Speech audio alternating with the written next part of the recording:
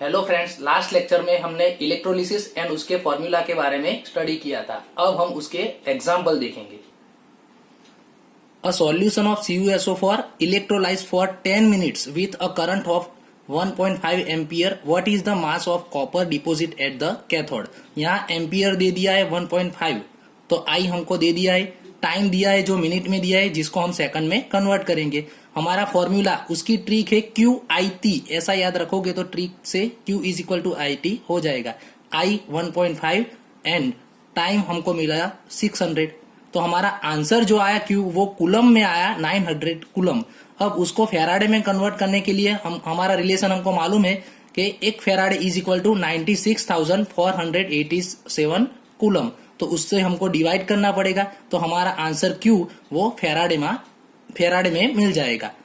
अब हमको कॉपर की रिएक्शन अच्छी तरह से आनी चाहिए। कॉपर की रिएक्शन में हमको पता होना चाहिए कि उसका चार्ज कितना है, तो Cu+2 इलेक्ट्रॉन गिव्स Cu।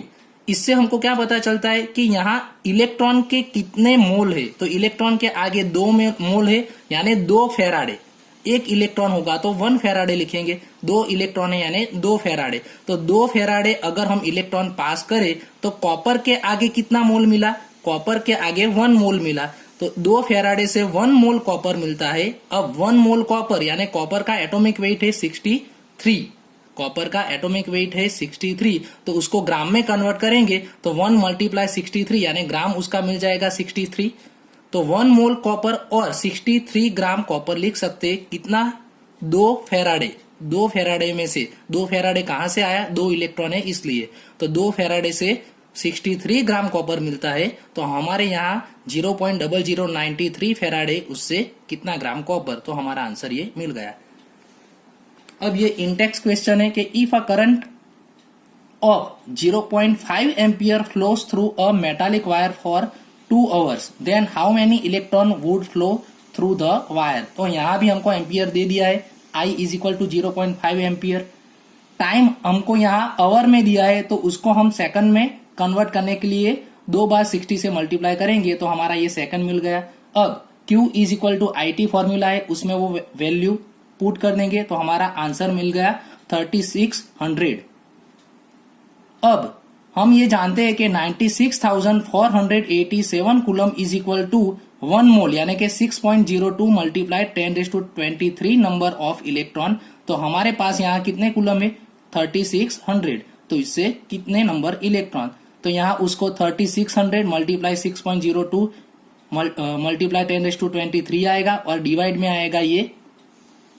इसका जो आंसर आया उसमें से ये पॉइंट हम यहाँ राइट साइड ले जाएंगे, तो राइट साइड ले जाएंगे, इसलिए 10⁻23 में से 1 कम हो जाएगा यानी 10⁻22, तो ये हमारा आंसर मिल गया। दूसरा एक यहाँ इंटेक्स क्वेश्चन दिया है कि एक रिएक्शन दे दिए, उसमें से what is the quantity of electricity in coulomb needed to reduce 1 mole Cr2O7-2। 1 mole Cr2O-7 to reduce करने के लिए कितनी क्वांटिटी हमको इलेक्ट्रिसिटी की चाहिए, तो यहाँ 1 मोल यहाँ दिया है आगे, लेकिन इलेक्ट्रॉन के आगे कितना मोल है, 6 इलेक्ट्रॉन है, तो 6 इलेक्ट्रॉन यानी 6 फेराडे हो जाएगा, तो 6 electron is equal to 6 faraday for 1 mole Cr2O7-2।